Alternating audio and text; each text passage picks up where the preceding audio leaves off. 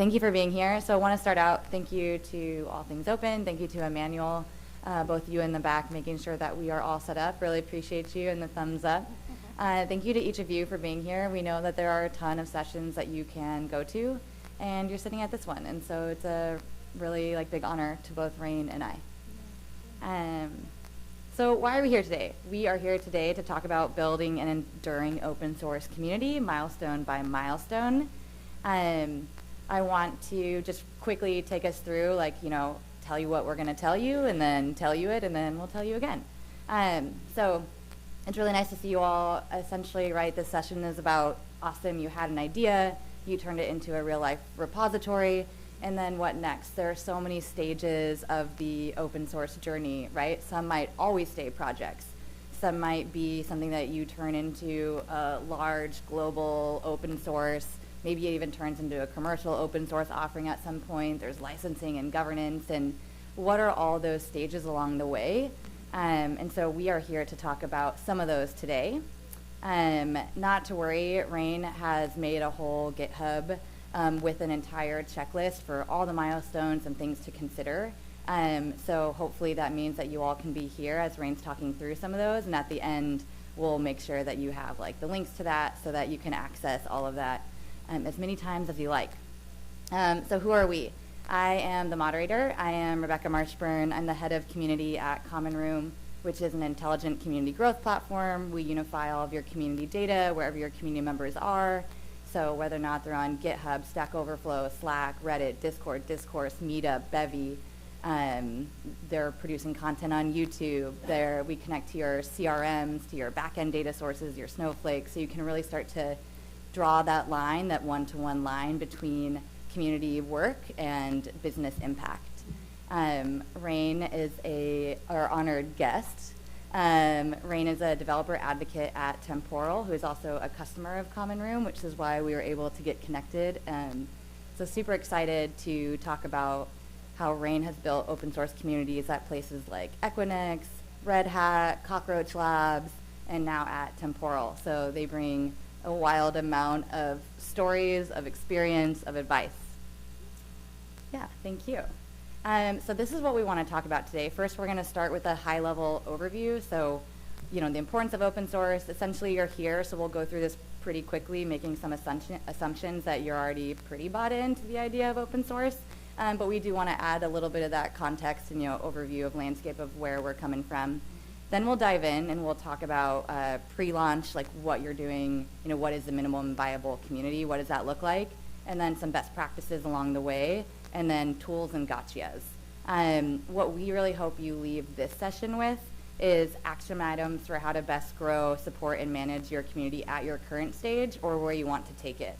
And so that's also why we want to leave time for questions and Q&A, because if you're not leaving this session with some actionable items that you feel like, oh, that's helpful, that's useful, I can put this into practice, I feel like I know where I'm going, then Rain and I will not feel like we didn't deliver, and that's what we want to deliver. We want to ship it, we want to ship it well.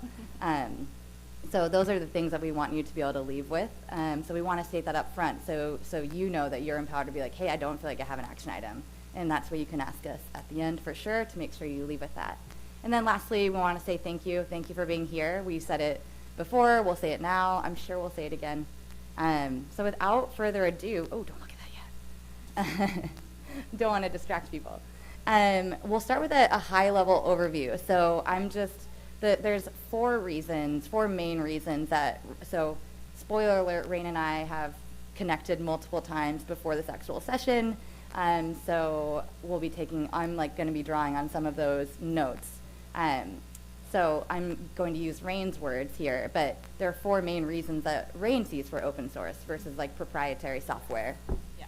And that is encouraging innovation through collaboration, the efficiency of response to security issues, bias reduction, and then enabling broader distribution. So that's where we're starting from, and that's where Rain's starting from in terms of the advice that Rain will be offering.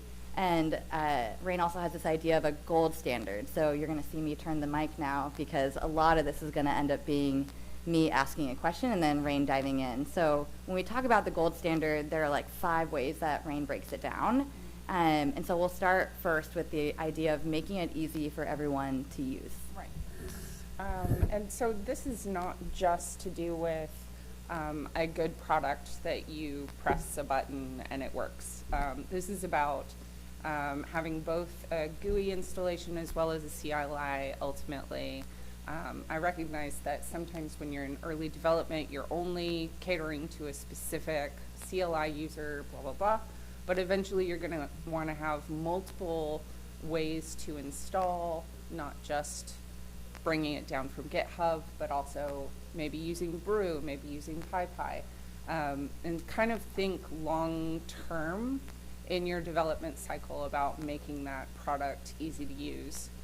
On top of that, though, getting that quick hit of dopamine, those paths to get to the dopamine might be longer, especially in the early development cycle, especially when your project is incredibly complicated, needs a lot of configuration. Make sure that your documentation supplements your video, supplements your workshop, supplements your education, so that it all helps people get to that easy to use space. There should not be cliffs. There should not be pit holes. And if there are, those need to be filled in immediately.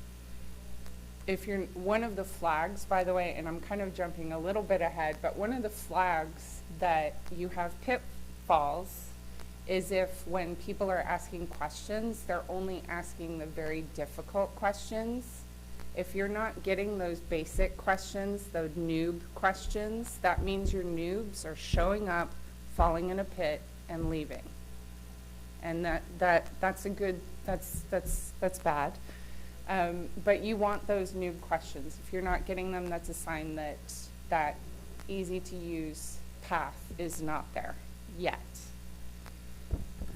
And something that I loved that you had said yesterday, Rain, was this idea of certainly some projects aren't necessarily built for every beginner, but they should be built for newcomers. And the distinction between a beginner and a newcomer is essentially you could have an expert in their space, an expert in using databases, but not in using data lakes. I don't know, and so it's like this idea of like making sure that just by saying, oh, this is a product built for an expert in their field, doesn't mean they're not an expert at programming or coding. Could be an expert contributor, but they might be new to your Specific product. Yeah, project, exactly.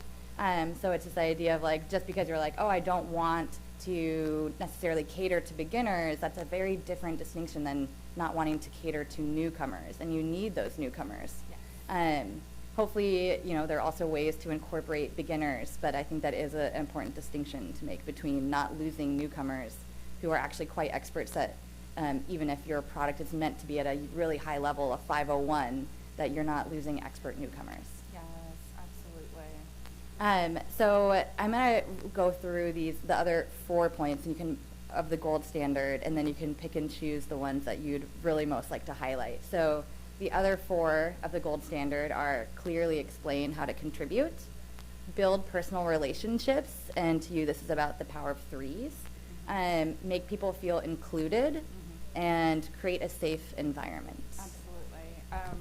So for creating a safe environment, this goes to your COC, this goes to your people who are monitoring your forums, this goes to a diverse, equal, inclusive space. And I mean, this is key to taking advantage of the open source aspect of versus proprietary. Proprietary is a system or a project that is only worked on by the employees of a company. By choosing open source, you are choosing diversity and asking people outside of your company, outside of yourself, to help you on a project, and to encourage people to join you who don't look like you, who aren't from the same backgrounds. That then gives you the diversity to innovate in ways that you alone could never do. So that said, for some people this is maybe more difficult to accept. A COC is a seatbelt in a car. And if you are building a car, it's a lovely car, I'm sure it goes really fast, and it's never had an accident, you would still have seatbelts, you would still have your safety mechanisms in it, just in case. So make sure that you check out the Covenant contributor. Django has an amazing default COC, and from there, make sure that you have volunteers or someone beside yourself that it can be reported to.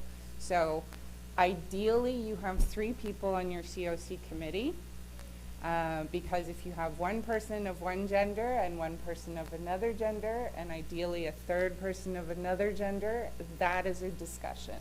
If you have 2 people and you can't agree on how to move forward on something, then you don't have that third aspect to find a path forward.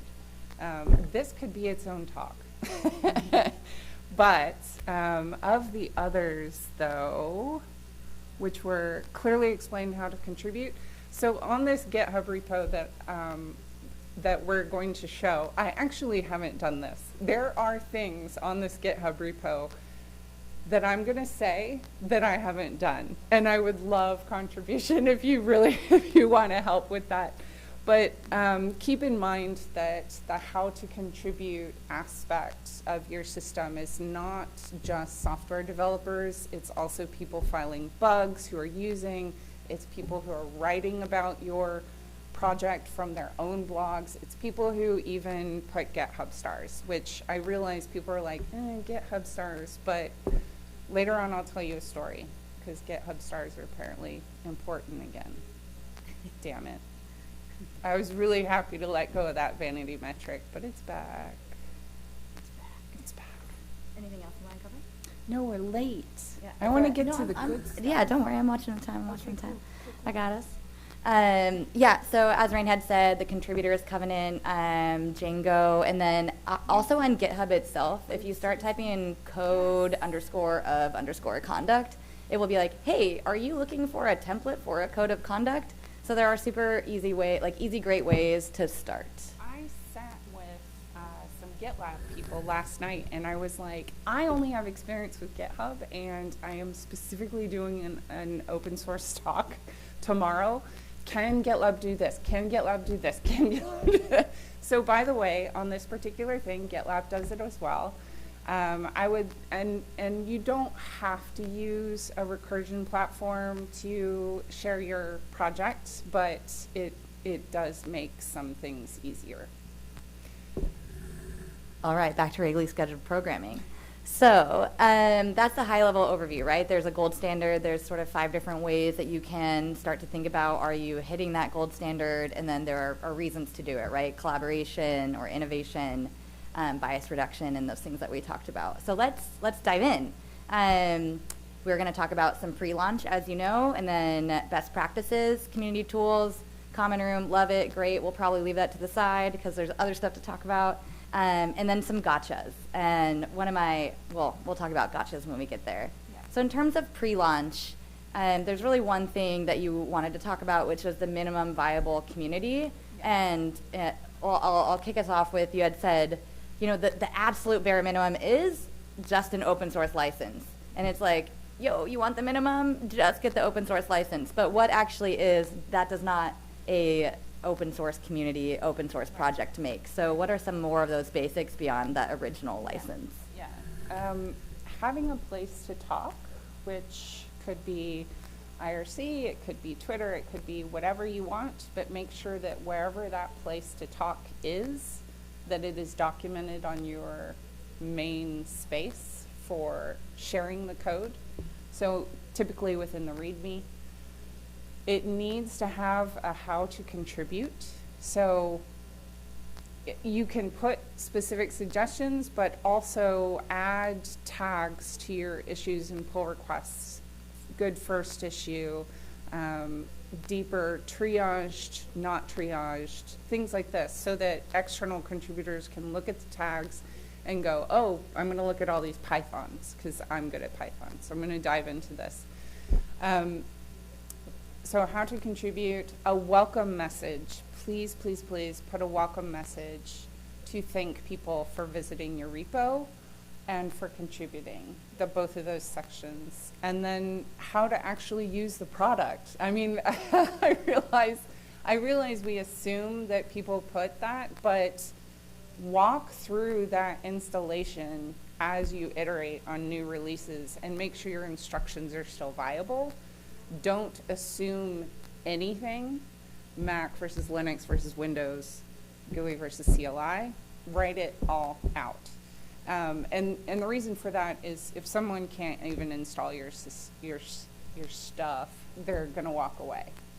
And everyone knows about open source license versus non-open source. Does anyone want clarity? Don't be shy. It's cool. Okay. Nice. So if I just throw my code up there or write a haiku, literally write a haiku on this, not really. It is by default copyright. This is something that started in the US, but the rest of the world is adopting. So if you just put a piece of art, a piece of software, anything out there, it is by default copyright unless you explicitly state your license reference. I personally love Apache and MIT. There are tons of open source licenses out there. There's even open source licenses that are like, this is open source if you're not using it for enterprise purposes. There's open source licenses for, if you're an individual, you can use it, but not if you're a company. And so explore if the default is not working for you, but please put something up there, because otherwise you're saying your code is copyright.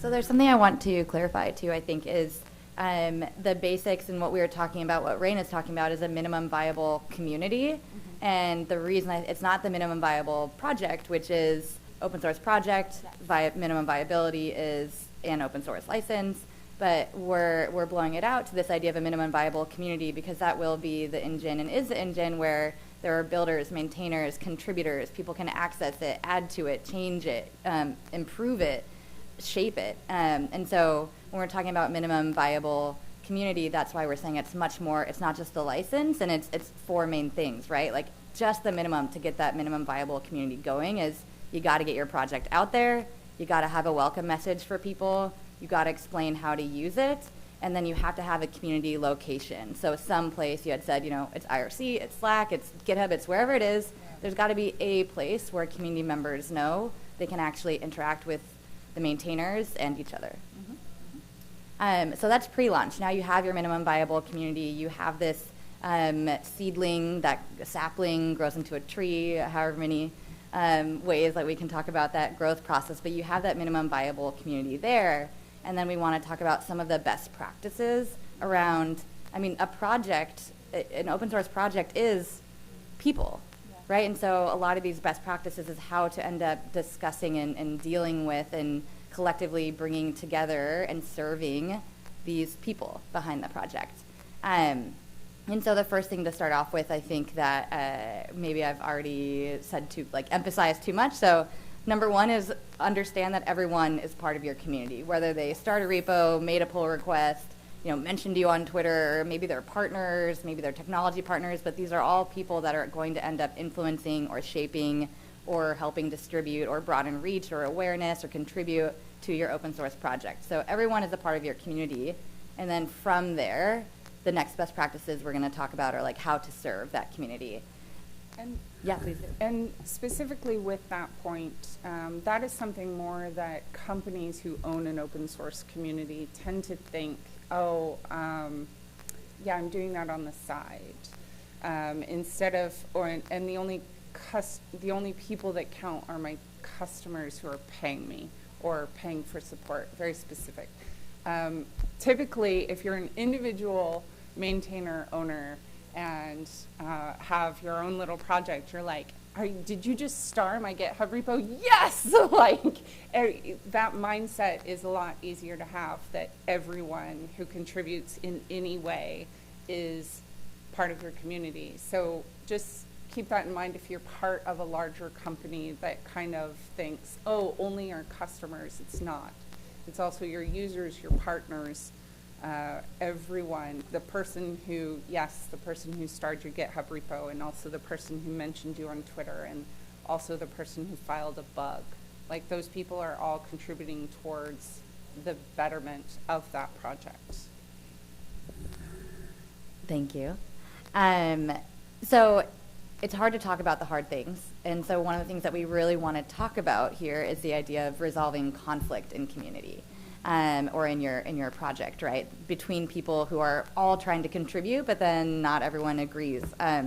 So we talked about the code of conduct and the effectiveness of it, and the fact that having one of those in place allows you to set clear and real expectations, and that everyone is at least starting from the same page, which is super important, that everyone knows, like, these were the expectations set. And so I think I'll go past the art of the code of conduct, since we talked about that, and then how that plays into this idea of resolving conflict. So you talked about the importance of a committee of 3, but let's talk about some other, I know you have maybe a couple stories you want to share, or simply like how a committee of 3 helps resolve those conflicts, and what are some of the hard things that people need to, how does one approach the right way of resolving conflict in a community? So conflict resolution, by the way, if it makes you feel uncomfortable, maybe don't ever leave your house. It's one of those things that you kind of think, there's the psychological aspect of conflict resolution, which is that we kind of build up difficult conversations in our minds to be bigger than they are, but then once we actually have that conversation, it's no big deal. Or it is as big as you thought it was, but it's still not the end of the world. So the psychological aspect, you can deal with that by doing it anyway, but also by doing it, practicing. And then the other side of conflict resolution is there are certain tools which I recommend. Waldo actually has a couple of talks about this. You know, you use I statements, you use active listening, you collect the data and remain impartial as much as possible. These tools are vital to conflict resolution. And I highly recommend Born to Lead by Brene Brown.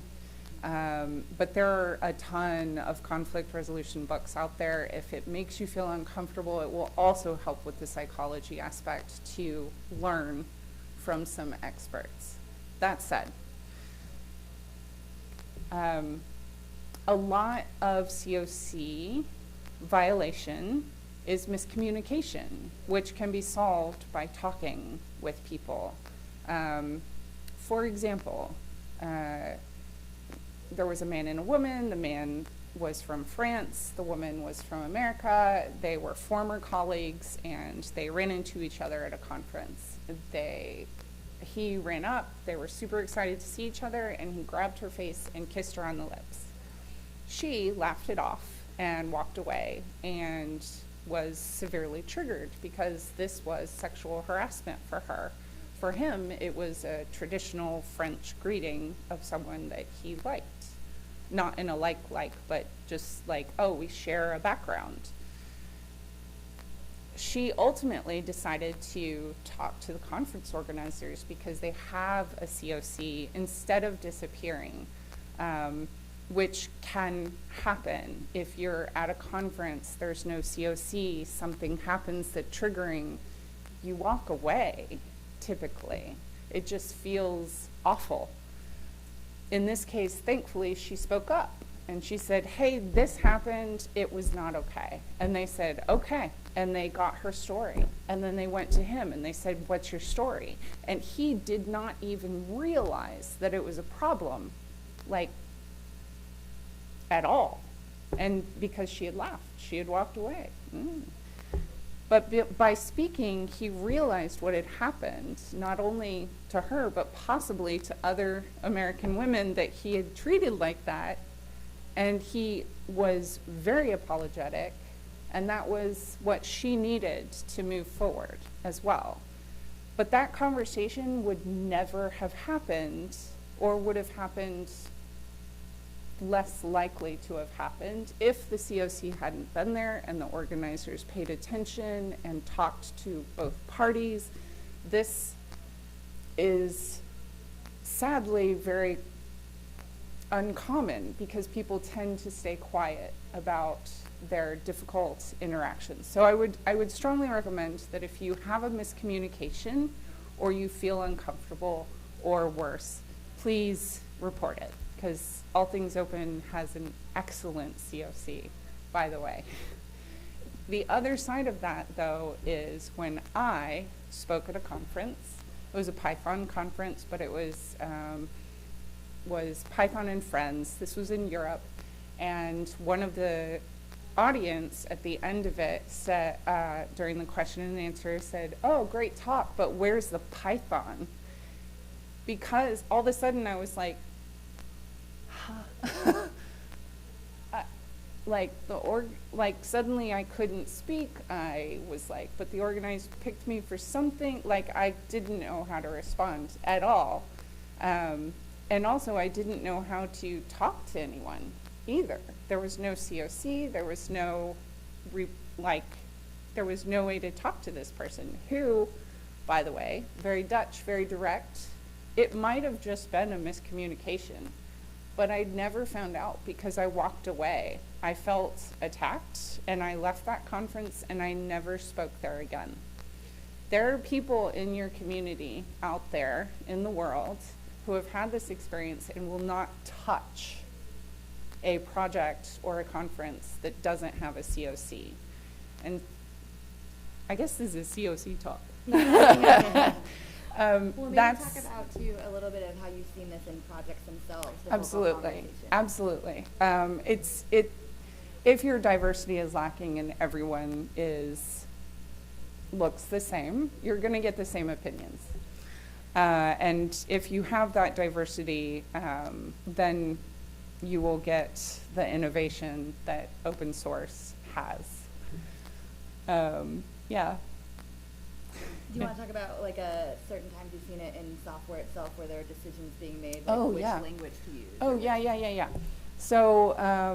So I come from Red Hat, and one of the things that I've specifically seen happen is that within Red Hat Enterprise Linux 5, there was a decision about whether or not to go with Zen or KVM as the virtual as a virtual platform for machines. And Red Hat ultimately was like, no, we're going to go with Zen. Well, the whole Fedora community was like, but KVM's better. And guess what is gone now? After RHEL 5, Zen almost completely disappeared, and that was because of the power of the community over the company to choose. And that's something, that's of course a massive project, et cetera, but if your community isn't backing the decisions that you're making, or if you're not listening to the community and their input and saying why, maybe Red Hat would have been able to persuade Fedora, maybe, I doubt it, but maybe, if they had said, hey, we're going with Zen because of X, Y, Z, and this is why Zen is better than KVM. It's not, by the way. But listen to your community, 100%. So that's some ideas around like what happens when there are conflicts and when you're not willing to have hard conversations versus when you are. And this sort of plays into this idea of messaging. And so I'm going to talk a little bit about messaging and give a high-level overview of what we had spoken about, but I definitely want to leave time for us to get to the gotchas, because I do think that sometimes it's helpful to hear like what you should do, but then it's also actually really helpful to hear what you shouldn't do. And so approaching it from both ways. So one of the best practices that we had discussed earlier was this idea of messaging, and not just messaging in terms of like, of course it's what you say and how you say it, But this idea of whatever is happening, if you have external contributors, right, who are not working internally at your company, who are contributing to a project, they are not necessarily privy to the private conversations happening in Slack, happening on Zoom, happening in the hallways, whatever that is. And so it's not just a dialogue when you're working with an open source community, it's a multi-log, right? And so it has to go both ways and multiple ways. It has to be a wheel, a star of lines that all intersect in the way, like, so even though it feels difficult and it feels hard or it feels taxing, when you have to document everything, all those internal conversations around decisions that are being made for the open source project need to be either meeting notes need to be published, or there needs to be a documentation space that lives in that same community location so that people who are external contributors to the project still feel like they're part of the conversation of what's happening in the project and understand why it's happening. So that messaging, that accessibility of decision making is super important. Yeah. We also talked a little bit about best practices and metrics, but again, I want to make sure to get to the gotchas. So how do you feel about that? Metrics also, there are some amazing books out there.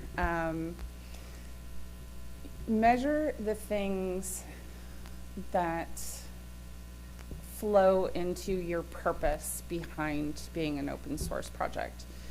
If you are an open source project because you ultimately want to funnel people to purchase enterprise, you're not going to measure GitHub stars or issues or pull requests. You're going to measure things like sample code and build out and answers and questions that are happening on the forum. If you're building it out to build out contributors and to have a more diverse community, then you are going to look at issues and pull requests and things that are relevant to that path of becoming a maintainer. So there is definitely a balance with metrics. You can over measure everything, sorry Datadog, but you can also measure the wrong things like GitHub stars. But I will say this, because just last week I learned this. My company doesn't care about GitHub stars. Not my company, Temporal, the company I work for. And they have a strong project, fairly strong community, it's still building out, but they realized, hey, we want to be able to use Brew as an installation method. And they realized by looking at Brew's documentation that GitHub stars are part of what they look at for whether or not a project is strong and active on GitHub. And this completely blew our minds, because we were like, yeah, our main repo does not have 75 stars, and we need 75 stars. All the other stuff, number of maintainers, number of issues, latest pull requests, everything else for Brew, fine, no GitHub stars. And so suddenly, we're going to measure GitHub stars for the next couple of quarters to get that up. But then we're going to let it go, because we don't actually care about this vanity metric. Does that make sense? So measure, but also let it go. And I feel like Common Room is a way to look at patterns in behavior and whatnot. Do you want to talk about? No, I want us to get to the gotchas. I appreciate you wanting to talk about Common Room. You can come find us at the booth, but we got stuff to do here. So, yeah, definitely. I mean, as the head of community at Common Room, we also hear from our community stakeholders, right? You also want to measure what it is that your stakeholders want to measure, and that better be aligned. So that way you're not measuring one thing, they're expecting one thing, and then both of you end up feeling unfulfilled. So let's talk about these gotchas. The reason why I wanted to get here is because when we were preparing for this talk, I was like, Rain, we should probably talk about some gotchas. Like, what are some of the main ones? And at first Rain was like, nah, I mean, there's not. And they kind of paused, and they were like, actually. And so I was like, well, we got to talk about the actuallys. Yeah. Wait, so let me get the 3, and then I'm going to give it to you so you can pick the one, because we have 4 minutes. I know. So, yeah, so Ask us questions after. the gotchas are, remember the importance of internal education and documentation. The gotcha is if you do not document, you are going to lose your way. The second is interpersonal communication and how often people avoid this because it's hard to say the hard things and how important it is. We did address that, so good, that's a great gotcha.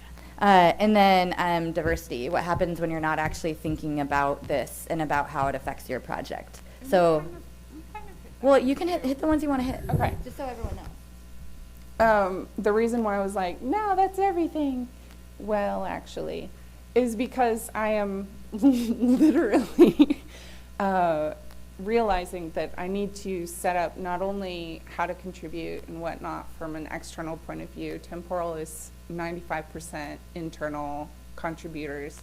So I would like to get it to 50-50, to where we have 50% external contributors.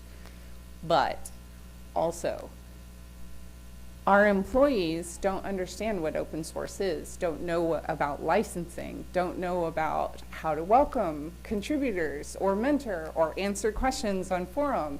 And that's something that our employers, our internal people need to know, because we are working on an open source project. Yes, there is an enterprise aspect to it. Yes, customers pay, but most of our people in the community are open source project users.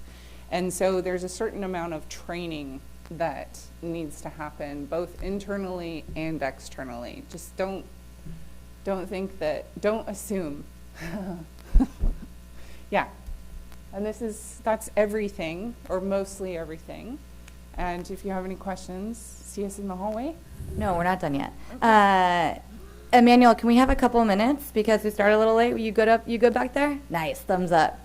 So this is the OSS checklist that Rain had made. If you want to look it up on GitHub, there's a lot of boxes to check there. Everything from pre-launch, best practices, licensing and governance, a bunch of things that we talked about and a lot more that we didn't.